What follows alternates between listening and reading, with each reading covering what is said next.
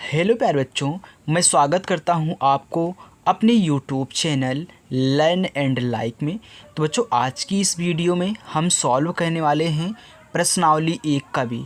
हमने बच्चों प्रश्नावली 1 का ए पार्ट 1 पार्ट 2 दो पार्ट में मैंने बनाया है। बहुत अच्छे तरीके से आपको सभी के बारे में सिखाया है। अगर आपने अभी तक उन वीडियो को नहीं देखा है तो प्लेलिस्ट में जाइए और वीडियो को देख लीजिए। ओके, तो आज यहाँ पे मैं आपको सॉल्व कराना सिखाऊंगा प्रश्नावली 1 का बी। देखिए बच्चों, इसमें क्या है, सभी को सिद्ध करना है। क्या सिद्ध करना है? परिमेय संख्या नहीं है या फिर अपरिमेय संख्या है, इन सभी के बारे में हम यहाँ पे जानेंगे। मैंने परिमेय संख्या और अपरिमेय संख्या के बारे में जब मैं शुरू में चैप्टर आपको प्रश्नावली 1 का ए पढ़ा रहा था तो मैंने आपको उसके बारे में अच्छे तरीके से बताया है, परिमेय संख्या और अपरिमेय संख्या के बारे में। तो आज यहाँ पे देखिए, हमारा पहला प्रश्न है, कह रहा है कि सिद्ध कीजिए कि 3√3 एक परिमेय संख्या नहीं है। हमको दिखाना है कि परिमेय संख्या नहीं है। वैसे तो हमको मालूम है कि परिमेय संख्या नहीं है, लेकिन फिर भी हमको सिद्ध करके दिखाना है कि परिमेय संख्या नहीं है। तो मैं पहले प्रश्न को यहाँ पे ले रहा हूँ और अच्छे तरीके से आपको सॉल्व कराऊंगा। बस आप वीडियो को ध्यान से देखिएगा। चलिए देखिए बच्चों, इस 3√3 को हमको दिखाना है कि परिमेय संख्या नहीं है। तो जब भी हम कोई भी चीज़ सिद्ध करते हैं तो उसके उल्टा यानी कि उसके विपरीत मानते हैं। जब भी आप इस प्रश्नावली का प्रश्न ऐसे सॉल्व करिएगा, सिद्ध करिएगा, तो उसका उल्टा मानिएगा। ये कह रहा है कि परिमेय संख्या नहीं है, लेकिन हम मानेंगे कि ये परिमेय संख्या है। तो यहाँ पर लिखिए, माना 3√3 एक परिमेय संख्या है। एक परिमेय संख्या है, मैंने यहाँ पे मान लिया। अब देखिए, मैं जब ए परिमेय संख्या है तो इसके बराबर मैं एक परिमेय संख्या अलग से मान लेता हूँ।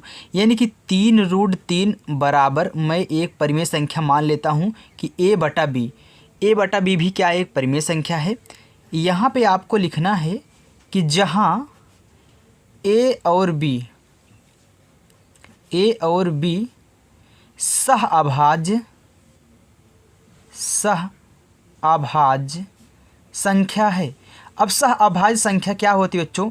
जिनका सिर्फ आपको मासा 1 मिले, वो क्या होती हैं? सहअभाज्य संख्याएं होती हैं। यानी कि दो अगर संख्याएं हैं तो उनको सहअभाज्य संख्या कहेंगे यदि इनका मासा क्या है? 1 हो, सिर्फ 1 हो। और यहाँ पे लिख लेना b does not equal to 0, यानी कि b 0 नहीं होना चाहिए। अगर जैसे ही b 0 हो गया तो आपकी परिमेय संख्या नहीं कहलाएगी। तो ध्यान देना, b 0 नहीं होगा। चलिए आगे देखिए, अब हमको क्या कहना है। यहाँ पे आप ध्यान दे रहे होंगे कि 3 इसमें क्या कर रहा है? गुणा कर रहा है। 3 इसमें गुणा कर रहा है ना, तो इसमें भाग करेगा, यानी कि b में a बटा b में भाग करेगा। तो जैसे ही a बटा b में भाग करेगा तो पलट के यहाँ पे आएगा। तो आप भाग यहाँ पे मत कराइएगा, डायरेक्ट आप b के साथ गुणा करा दें। तो √3 बराबर a बटा 3b। अभी आप यहाँ पे बटा करके भाग कराते हैं ना, तो पलट करके इसी के साथ आता। तो यहाँ मैंने डायरेक्ट कर दिया है कि √3 बराबर a बटा b।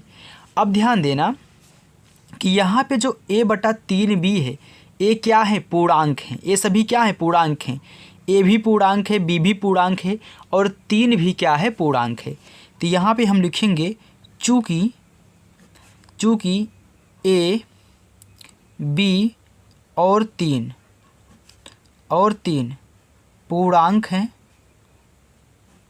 हैं, इसलिए बहुत अच्छे समझे बच्चों, क्योंकि ये सिद्ध करने वाला आपसे पूछा जाता है। a बटा 3b परिमेय संख्या है। अगर आप एक टाइप का सीख जाते हो ना, तो इसी टाइप से आप अनेक सवाल सॉल्व कर पाएंगे। अभी मैं आपको बताऊंगा ट्रिक भी। देखिए, अतः √3 भी एक परिमेय संख्या होगी, इतना आपको लिखना पड़ेगा। और आगे भी है, तो चाहे तो आप इनको रट सकते हैं, लेकिन यहाँ पे देखिए कह रहे कि √3 भी एक परिमेय संख्या होगी, क्योंकि परिमेय संख्या के बराबर होती है। तो मैंने यहाँ पे मान रखा था ना कि a बटा b परिमेय संख्या है। जब a भी परिमेय संख्या है तो a भी होगी ना, क्योंकि बराबर है। लेकिन यहाँ पे लिखेंगे लेकिन इस तथ्य लिखो, इस तथ्य का विरोधाभास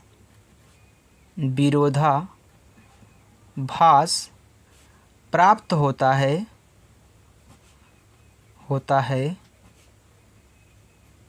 कि √3 एक अपरिमेय संख्या है। आप जानते हैं ना कि √3 एक अपरिमेय संख्या होती है, तो हम कैसे ज़बरदस्ती कहते हैं कि वो परिमेय संख्या है। तो अपरिमेय संख्या है, अपरिमेय संख्या है। तो आपको फिर लिखना है यहाँ पे, अतः 3√3 एक अपरिमेय संख्या लिख दो, या फिर परिमेय संख्या नहीं है, अपरिमेय संख्या है, अपरिमेय संख्या है, या करके यहाँ पे लिख देना। अगर आप परिमेय संख्या नहीं लिखना चाहते हो तो ऐसे लिख दो कि 3√3 एक परिमेय संख्या नहीं है। जब परिमेय संख्या नहीं होगी तो अपरिमेय संख्या है। तो चाहे आप इसको लिख लें चाहे आप इसको लिख लें, आपकी मर्जी है। लेकिन इतना आपको रटना पड़ेगा। अगर आप इतना रट लेते हो ना तो आप कोई भी क्वेश्चन हो इस टाइप का आप आराम से सीख जाओगे। अगर एक बाहर पूर्णांक रहे, दूसरा क्या रहे, अपूर्णांक रहे, यानी कि एक परिमेय रहे एक अपरिमेय रहे। यानी कि अगर मैं एग्जाम्पल के लिए लूँ तो इतना क्वेश्चन आप सॉल्व कर सकते हैं। जैसे 2√5 भी सॉल्व कर सकते हैं इसी टाइप से, 7√2, 5√7, 3√7। यानी कि एक आपका क्या हो परिमेय संख्या, दूसरी अपरिमेय संख्या आपको रहे। तो आप क्या कर सकते हैं यहाँ पे इस टाइप के प्रश्नों को, जैसे यहाँ पे पहला दिया गया था ऐसे, एक रूट में रहे एक रूट से बाहर है, तो इनको ऐसे ही सॉल्व करना है। तो आप एक काम करिए, इतना पूरा याद कर लीजिए और मैंने क्या किया है वो भी याद कर लीजिए। तो इस टाइप के प्रश्नों को आप ऐसे ही सॉल्व करेंगे। तो पहला टाइप आपका हो चुका है। ओके, चलिए अब हम चलते हैं प्रश्न नंबर 2 की तरफ। देखिए बच्चों, आपका प्रश्न नंबर 2 है, कह रहा कि सिद्ध कीजिए कि √5 एक अपरिमेय संख्या है। क्या है? अपरिमेय संख्या है। तो हम यहाँ पे सिद्ध करेंगे कि √5 एक क्या है, अपरिमेय संख्या है। देखिए ये अलग टाइप था, ये अलग टाइप है। यानी कि इस प्रकार के क्वेश्चन देखिए आपको यहाँ भी एक प्रकार का दिया गया है। तो जब आपको रूट में कोई संख्या आए, अपरिमेय संख्या आए, तो आप उन्हें क्या करेंगे, ऐसे ही सॉल्व करना है। तो एक सीख लो, ए टाइप आपको खुद आ जाए, खुद आप इस टाइप को कर पाएंगे। ये वाला अच्छे तरीके से सीख लो इस टाइप का। चलिए आगे देखिए। तो यहाँ पे देखिए मैंने √5 लिया है। अब इस √5 को मैं सिद्ध करूँगा यह क्या है, एक अपरिमेय संख्या है। तो आपको वही काम करना है, इसका उल्टा मानना है कि माना √5 एक परिमेय संख्या है। मैं आराम से लिखा रहा हूँ, कोई जल्दीबाजी नहीं है, आराम से समझिएगा। एक परिमेय संख्या है। जब यह एक परिमेय संख्या है तो इसके बराबर आप एक परिमेय संख्या मान लो जो आप मानते हो a/b। हमेशा a/b मानना, कोई दिक्कत नहीं है। ओके, हमेशा जहाँ, क्योंकि एक मानने से आता है कि हाँ हम यही मान रहे थे, हमको यही सरल लगता है। तथा b सहअभाज्य संख्या है। तो मैंने सहअभाज्य संख्या के बारे में आपको बता दिया जिनका मासा क्या हो, 1 हो। ए आपको लिखना ही लिखना है, इतना रट लो, b ≠ 0, इतना आपको लिखना है। और ध्यान देना ये दोनों क्या हैं, पूर्णांक भी हैं। ए और बी क्या हैं, पूर्णांक है, तभी तो परिमेय संख्या है। हाँ बिल्कुल। चलिए अब देखिए हम क्या करेंगे, यहाँ पे √5 है, यहाँ पे a/b है। तो आपको कहना क्या है, आपको यहाँ पे तिरछा गुणा करा देना है। कैसे गुणा कराना है, तो इसके नीचे 1 होता है ना, 5 के नीचे 1 होता है, तो a का गुणा 1 के साथ, b का गुणा √5 के साथ। ओके, चलिए तो b का गुणा √5 के साथ क्या हो जाएगा, b√5। और इसके नीचे हम जानते हैं 1 होता है बटे में, तो 1 का गुणा a के साथ बराबर कितना हो गया, a हो गया। अब आपको क्या कहना है, यहाँ पे दोनों पक्षों का वर्ग कर देना है। तो दोनों पक्षों का वर्ग करेंगे तो इसका भी वर्ग और इसका भी वर्ग होगा। तो a हो जाएगा b² रूट 5 का वर्ग क्या होता है? रूट 5 का वर्ग होता है बच्चों 5। क्या होता है? 5 होता है। यहाँ पे 5 हो गया बराबर ए स्क्वायर। अगर आपको नहीं पता है ध्यान देना, अगर रूट 5 है और उसका हम वर्ग कर रहे हैं तो ए डायरेक्ट क्या होता है? 5 होता है। क्यों होता है? क्योंकि रूट का जो मान है वह घात के रूप में 1/2 होता है। ए रूट है 1/2 और इसी में 2 का गुणा करेंगे, 2 2 कैंसिल, 5 का पावर 1 बराबर देखिए 5 ही आ रहा है। इसलिए आप डायरेक्ट कोई भी रूट में संख्या हो उसका वर्ग करेंगे तो वही संख्या बाहर निकल जाती है। अब आपको क्या कहना है, ये जो 5 इसमें गुणा करा रहा है, हर एक स्टेप सीखिएगा। 5 जो गुणा करा रहा है इसमें क्या कराएगा? भाग करेगा। तो बी स्क्वायर बराबर ए स्क्वायर बटा 5। बस इसी पे रुक जाइए, इसी पे रुक जाइए। अब देखिए यहाँ पे लिखिए, यहाँ पे लिखिए कि 5 ए स्क्वायर को विभाजित करता है, या फिर ए स्क्वायर 5 से विभाजित हो रहा है तब 5 ए को भी विभाजित करेगा। देखिए बहुत अच्छा तरीका आपको बता रहा हूँ, ऐसा कोई शायद ही बताया होगा यूट्यूब पर, नहीं तो किसी ने नहीं बताया होगा। ओके, करेगा, क्योंकि ऐसा कहने से नंबर आपको अच्छा मिलेगा। छोटा में लिख दोगे नंबर नहीं मिलेगा एक, क्योंकि ये देखिए जो रूट 5 है इस प्रकार की संख्याएं आपको मिलेंगी सिद्ध करने के लिए, इनको ऐसे ही आपको कहना है तभी आप अच्छे से नंबर पाओगे। चलिए अब यहाँ पर मैंने लिखा है कि ए स्क्वायर 5 से विभाजित हो रहा है तब 5 ए को भी विभाजित करेगा। यानी कि यहाँ पे आप देख रहे हो कि ए स्क्वायर जो है 5 से क्या हो रहा है? भाग हो रहा है ना, भाग हो रहा है यानी कि विभाजित हो रहा है। यानी कि जब ए स्क्वायर को 5 विभाजित कर रहा है तो 5 ए को भी विभाजित करेगा, ऐसे होता है। ओके, जब उसके स्क्वायर को विभाजित कर रहा है तो उसका बिना स्क्वायर वाला भी विभाजित होगा। अगर आप नहीं समझ रहे हो तो मैं यहाँ पे आपको समझा दे रहा हूँ। देखिए जैसे यहाँ पे दिया है, देखिए 10 का वर्ग बटा 5। अब देखिए 10 का वर्ग 5 से विभाजित होगा, बिल्कुल होगा। तो इसका बिना वर्ग वाला भी तो 5 से विभाजित होगा। अब देखिए इसका क्या है, वर्ग करेंगे तो 100 हो जाएगा। 100 5 से विभाजित है, 5 1 के 5, 5 बीसहम में 100। अब मुझे सिर्फ यहाँ पे 10 लेना है, क्योंकि देखिए ए स्क्वायर 5 से विभाजित हो रहा है तो 5 ए को भी, ए को मतलब क्या, स्क्वायर नहीं लेना है, यानी कि 10 बटा 5। देखिए 5 1 के 5, 5 दूनी 10, यानी कि इसके बिना वर्ग वाले को भी विभाजित कर रहा है। अब सही हो गया ना। चलिए इतना आपको समझ में आ चुका होगा। अब आपको क्या कहना है, यहाँ पर ए के बराबर कोई एक पूर्णांक मान लेना है।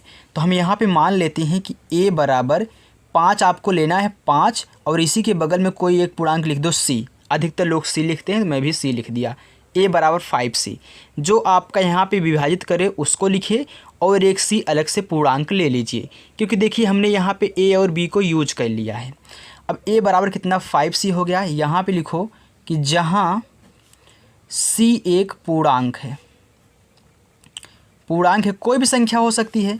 अब 5 में किसी भी संख्या से आप पूरा करोगे वो 5 से विभाजित होगा ही होगा। क्यों? क्योंकि 5 यहाँ पे अवेलेबल है। चलिए आगे देखिए, अब जो ए बराबर आपने 5c लिया है, अब यहाँ पे रख दो इस वाले, इसको मान लो समीकरण नंबर 1। अब यहाँ पे लिखो समीकरण 1 में ए का मान रखने पर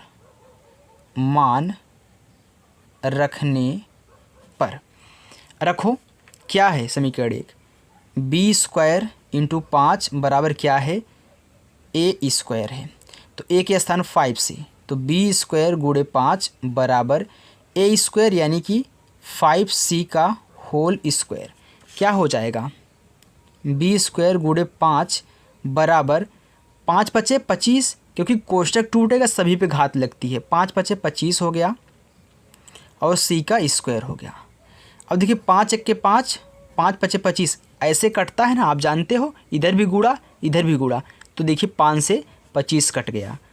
तो बी स्क्वायर बराबर कितना हो गया, 5c स्क्वायर। अब ये जो 5 इसमें गुणा कर रहा है, अब इसमें भाग करा दो, क्योंकि हमको यहाँ पे सिद्ध करना है कि क्या है, अपरिमेय संख्या है। तो 5 से भाग करा देंगे, बराबर कितना हो गया, c²। अब फिर वही बात यहाँ भी लिखो कि b² 5 से विभाजित हो रहा है, विभाजित हो रहा है, इसलिए 5 b को भी विभाजित करेगा, विभाजित करेगा। इतना आपने लिख लिया। जैसे मैंने ए में दिखाया था वैसे मैंने बी में भी दिखा दिया। फिर लिखो, अतः ए और बी में कम से कम एक उभयनिष्ठ। अब इतना आपको रटना पड़ेगा, बस आप अंक को चेंज कर दीजिए, आपका यहाँ पे पूरा का पूरा सवाल लग जाएगा। उभयनिष्ठ गुणनखंड, अभी मैं आपको समझाऊंगा, पहले मुझे लिख लेंगे। 5 है ना। अब पहले मुझे लिख लेने दीजिए, मैं आपको भी समझा दूंगा। ओके, देखिए बच्चों, मैंने फिर क्या लिखा है, अतः विरोधाभास से हमारी कल्पना गलत हुई कि √5 एक परिमेय संख्या है। विरोधाभास का मतलब क्या होता है कि हमारी जो भाषा थी उसका विरोध हो रहा है, यानी कि उसका उल्टा काम हो रहा है। अतः √5 एक क्या है, अपरिमेय संख्या है। अब वो आप बोलोगे कि समझ में नहीं आ रहा कि आपने लिखा क्या है, तो ध्यान देना बच्चों, यहाँ पे मैंने लिखा है शुरू में, देखिए कि ए तथा बी सह अभाज्य संख्या है। यानी कि सह अभाज्य संख्या का मतलब मैंने आपको बताया था कि इनका एक के अतिरिक्त अन्य कोई गुणनखंड नहीं होगा, यानी कि इनका मासा क्या होगा, 1 होगा। लेकिन हम देख रहे हैं a² को 5 भी विभाजित कर रहा है, यानी कि a में 5 है। फिर हम देख रहे हैं यहाँ पर b² को 5 भी विभाजित कर रहा है, यानी कि b में भी 5 है। तो जब a में भी 5 है और b में भी 5 उपस्थित है, तभी ना 5 से ये विभाजित हो रहे हैं। इसलिए मैंने इनको दिखाया कि ये जो हमारी कल्पना थी, जो मैंने माना था कि इनका सिर्फ मासा 1 है, वो क्या हुआ, गलत सिद्ध हुआ। जब इनका मासा 1 नहीं है तो ये परिमेय संख्या वैसे भी नहीं है। यानी कि यहाँ पे आप देख सकते हैं कि विरोधाभास से हमारी कल्पना गलत सिद्ध हुई कि √5 एक क्या है, परिमेय संख्या है। अतः √5 एक अपरिमेय संख्या है, सिद्ध हुआ इसी की वजह से जो हमने मान रखा था। ओके बच्चों, तो चलिए बच्चों, अब हम प्रश्न नंबर 3 की तरफ चलते हैं। इसको आप अच्छे से नोट करके याद कर लीजिएगा। चलिए आगे देखिए। तीसरा है बच्चों, कह रहा है कि सिद्ध कीजिए कि 3 + 2 √5 एक अपरिमेय संख्या है। तो आप ध्यान देंगे, ए अलग था, अब ये अलग टाइप का है। जितने भी टाइप आपको मिले उतने टाइप सीख लीजिए, उसके आधार पर आप प्रश्नों को सॉल्व कर सकते हैं। ओके, चलिए अब मैं तीसरा टाइप आपको सिखाने जा रहा हूँ। तो तीसरा टाइप चलिए हम यहाँ पे प्रूफ करते हैं। तीसरा टाइप देखिए बच्चों, 3 + 2 √5 को हमको सिद्ध करना है कि ये क्या है, एक अपरिमेय संख्या है। तो हम पहले इनका विपरीत मान लेंगे कि माना 3 + 2 √5 एक परिमेय संख्या है। यहाँ तक तो आपको ऐसे ही रट करके लिखना है।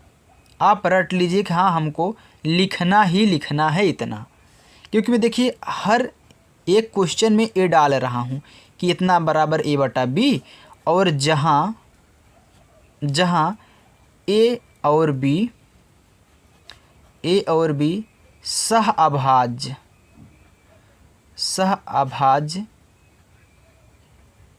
संख्या है और b does not equal to 0। ध्यान देना, पूर्णांक भी हैं। आप यहाँ पे लिख सकते हैं कि a और b पूर्णांक भी हैं। चलिए अब देखिए हम क्या करेंगे, इस टाइप के प्रश्नों को कैसे सॉल्व करेंगे। तो क्या कहना है, यहाँ पे आपका 3 क्या कर रहा है, 3 यहाँ पे आपका जुड़ रहा है, यहाँ पे ले आके घटा देंगे। याद रखना, हमेशा इधर आपको बचा करके रखना है रूट वाली संख्या, यानी कि हमको इधर 5 को अकेले ही करना है। हर एक क्वेश्चन में यहाँ पे रूट रहना चाहिए, तभी हम सिद्ध कर पाएंगे कि ये क्या है, अपरिमेय संख्याएं हैं। तो आपका मकसद है यहाँ पे हमेशा रूट वाली संख्या रखने का। तो देखिए अभी 3 यहाँ पे जुड़ रहा है, इसमें क्या करेगा, घटेगा। तो ऐसे लिखो 2√5 बराबर a/b -3। तो 2√5 बराबर, अब देखिए b का गुणा -3 में होगा तो a यहाँ पे है, माइनस इनका गुणा होगा 3b। अब इसके नीचे 1 होता है तो b 1 के b, यानी कि यहाँ पे b हो जाएगा। अब फिर ध्यान देना, 2 क्या कर रहा है, हमको रूट वाली संख्या को अकेले रखना है। तो 2 इसमें क्या कर रहा है, √5 में गुणा, इसमें क्या करेगा, भाग। तो मैंने आपको बताया था कि आप यहाँ पे डायरेक्ट भाग मत कराइएगा, आप यहीं पे रख दो 3 के साथ, b के साथ, जो बटे में है उसी के साथ रख दिया करिए, आपका हो जाएगा काम। तो √5 बराबर a -3b बटा, अब इन्हीं b के साथ रख दो 2b गुणा करके, बस। अब यहाँ पे लिखो, ये छोटा सा है, ज़्यादा बड़ा नहीं है, वो सिर्फ √5 वाला बड़ा था। √5, √7, √3, √2, जितनी भी संख्या सिंगल रूट में आएंगी वो क्या होंगी, उसी प्रकार से सॉल्व होंगी। चलिए अब इसमें लिखिए a और b क्या हैं, पूर्णांक हैं। और यहाँ पे देखिए 3 और 2 भी क्या हैं, पूर्णांक हैं। तो मैं पूरा नहीं लिख रहा हूँ, यहाँ पे इनको इतना ही लिख दो, आपका हो जाएगा। अतः a -3b बटा 2b एक परिमेय संख्या है। जब सभी पूर्णांक है तो परिमेय संख्या है, ध्यान देना, परिमेय संख्या है। चलिए अब देखिए, लेकिन यहाँ पे √5 क्या है, जब आपने कहा कि यह एक परिमेय संख्या तो √5 भी तो परिमेय संख्या होगी, जैसे मैंने पहले वाले प्रश्नों को सॉल्व किया था। तो इसलिए √5 भी एक परिमेय संख्या होगी, परिमेय संख्या होगी। लेकिन हम जानते हैं कि जो √5 है ये क्या है, एक अपरिमेय संख्या है। क्या है, एक अपरिमेय संख्या है। तो हम यहाँ पे लिखेंगे लेकिन इस तथ्य का विरोधाभास होता है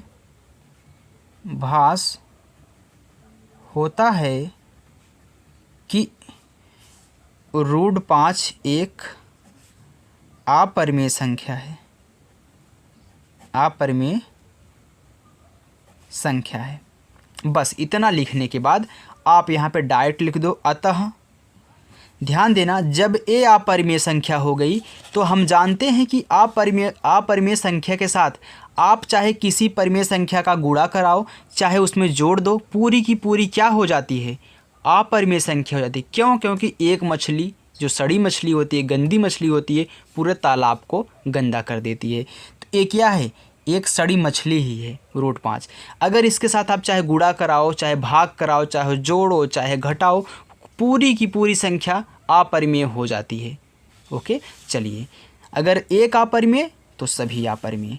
तो अतः 3 + 2√5 एक अपरिमेय संख्या है, अपरिमेय संख्या है। ओके बच्चों, ये हमारा सिद्ध हो गया। तो इस टाइप के प्रश्नों को आपको ऐसे ही सॉल्व करना है, जैसे मैंने पहले वाले को सॉल्व किया सेम उसी टाइप से है, बस थोड़ा सा अंतर यहाँ पे आपको देखने को मिल रहा है। ओके, चलिए अब देखिए आपने 3 टाइप सीख लिया है। अब हम नेक्स्ट देखिए चौथा करते हैं। देखो प्रश्न नंबर अपना चौथा, प्रश्न नंबर चौथा है, कह रहा है कि सिद्ध कीजिए कि √7 एक अपरिमेय संख्या है। तो आप जैसे देखिए जहाँ जहाँ पे आपने यहाँ 5 लिखा था वहाँ पे बस 7 रख दीजिए, आपका आंसर आ जाएगा। ऐसे ही आपको सेम टू सेम दोनों को कहना है। अगर आप नहीं लगा पाते हो, चलिए मैं यहाँ पे फिर से आपको √7 का अब निकाल के दिखाता हूँ सेम इसी टाइप से। ओके बच्चों, चलिए देखिए, अगर आपको आ रहा है तो आप स्किप कर दीजिएगा वीडियो को। चलिए तो देखिए यहाँ पे हम क्या मानेंगे, इसका उल्टा मान लेंगे कि माना √7 एक परिमेय संख्या है, इतना तो आपको लिखना ही लिखना पड़ता है। तो √7 बराबर a/b हम मान लेते हैं और यहाँ पे हम लिखेंगे जहाँ a और b। दोस्तों यदि आपको वीडियो पसंद आए वीडियो को लाइक और चैनल को सब्सक्राइब कर लेना। ओके, a और b सहअभाज्य संख्या है, सहअभाज्य संख्या है और b does not equal to 0। चलिए, तो मैंने क्या किया था उसमें, यहाँ एक होता है ना तिरछा गुणा कराया था, तो b का गुणा √7 में कितना हो गया, b √7 बराबर यहाँ पे एक होता है, एक का गुणा a में, तो a हो गया। अब हम क्या करेंगे, दोनों पक्षों का वर्ग कर देंगे जैसे मैंने उसमें किया था। तो देखिए b का भी स्क्वायर होगा। अब मैंने बताया था कोई संख्या रूट में है, अगर उसका भी स्क्वायर है तो संख्या रूट से बाहर निकल जाती है, यानी कि यहाँ पे हो जाएगा गुणे 7 हो जाएगा बराबर कितना, a²। अब देखिए यहाँ पे आप समीकरण नंबर इसको 1 मान लो और इसी में क्या कह रहा है, हमको यहाँ पे 7 से भाग कराना है, क्योंकि यहाँ पे गुणा कर रहा है 7 ना, तो इसमें भाग करा दो। तो b² बराबर a²/7। अब आप क्या लिखोगे, मैंने आपको क्या बताया था, आपको वही लिखना है जो यहाँ पे आपने किया है। देखिए a² को 7 विभाजित कर रहा है अतः 7 a को भी विभाजित करेगा। मैं सेम टू सेम वैसे ही कर रहा हूँ, ओके, करेगा।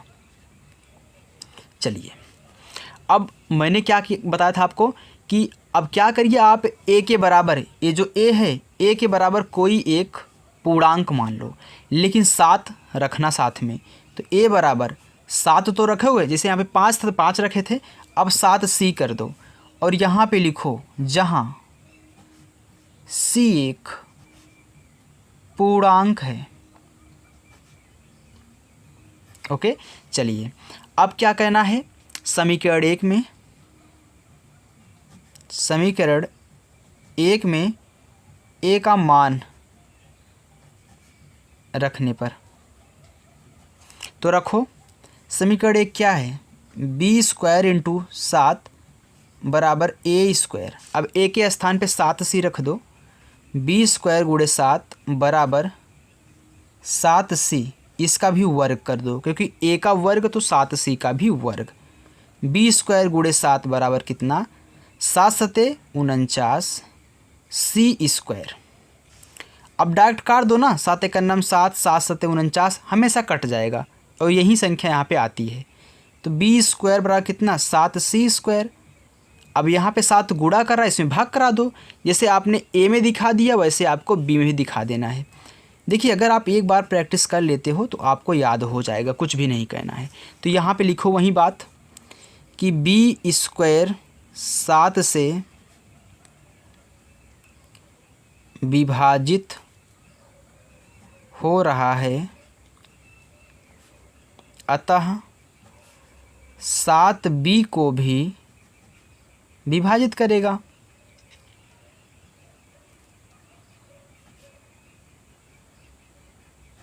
चलिए अब देखिए, मैं यहाँ पे जो थोड़ा सा यहाँ पे बड़ा बवाल था उसको लिख लेता हूँ, फिर आपको मैं समझा दूँगा। चलिए देखिए बच्चों, लिखें अतः a और b में कम से कम एक उभयनिष्ठ गुणनखंड क्या है, 7 है।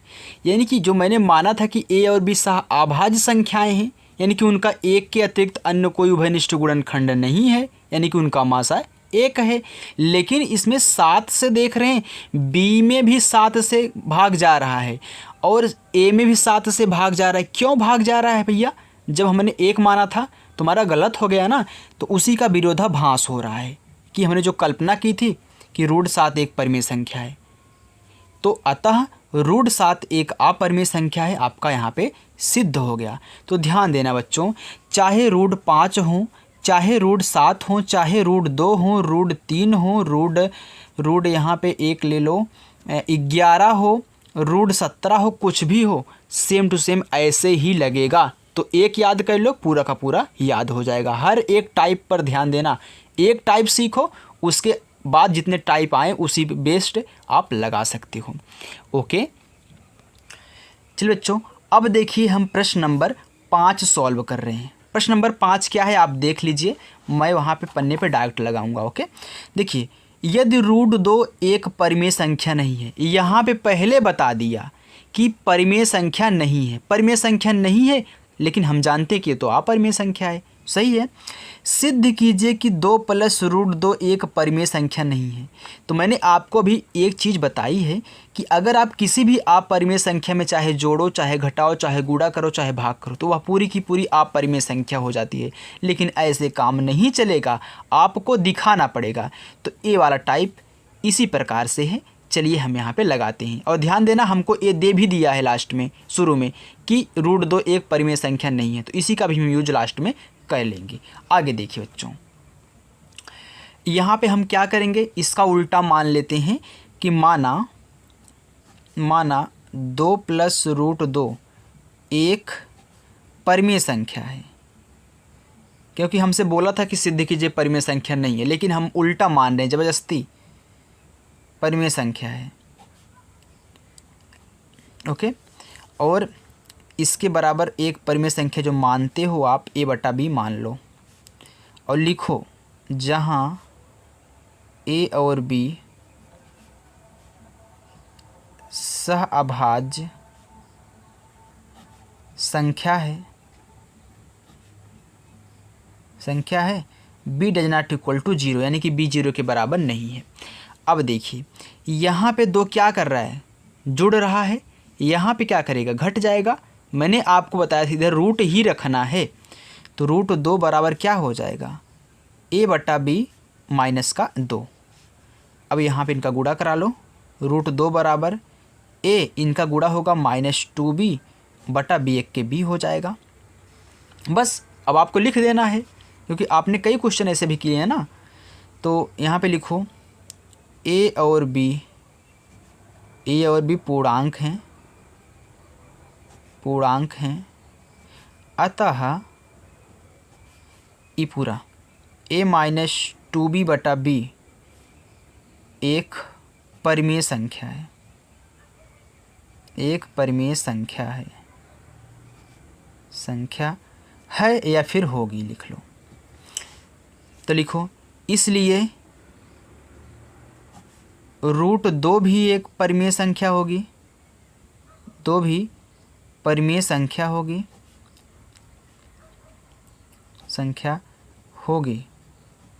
अब ध्यान देना, अभी हमसे क्या बोला प्रश्न शुरू में कि √2 एक परिमेय संख्या नहीं है।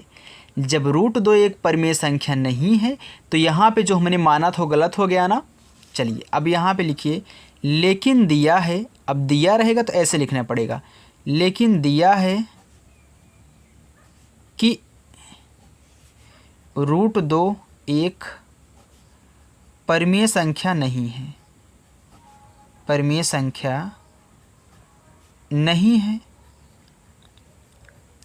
अब जब √2 एक परिमेय संख्या नहीं है, तो √2 के साथ चाहे आप किसी संख्या का जोड़ो, घटाओ, गुणा करो, भाग करो, तो यहाँ पे क्या किया गया है, जोड़ा गया है ना, तो पूरी की पूरी क्या हो जाएगी, अपरिमेय संख्या।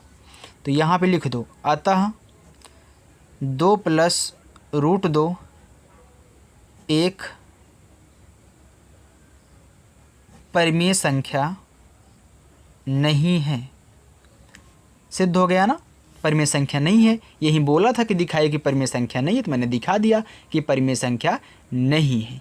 ओके बच्चों, तो हमें आशा है कि बच्चों आपको हमारी ये वीडियो पसंद आई होगी। तो आज के लिए इस पार्ट 1 में हम क्वेश्चन नंबर 1 से 5 तक के प्रश्नों को सॉल्व कर लिए हैं।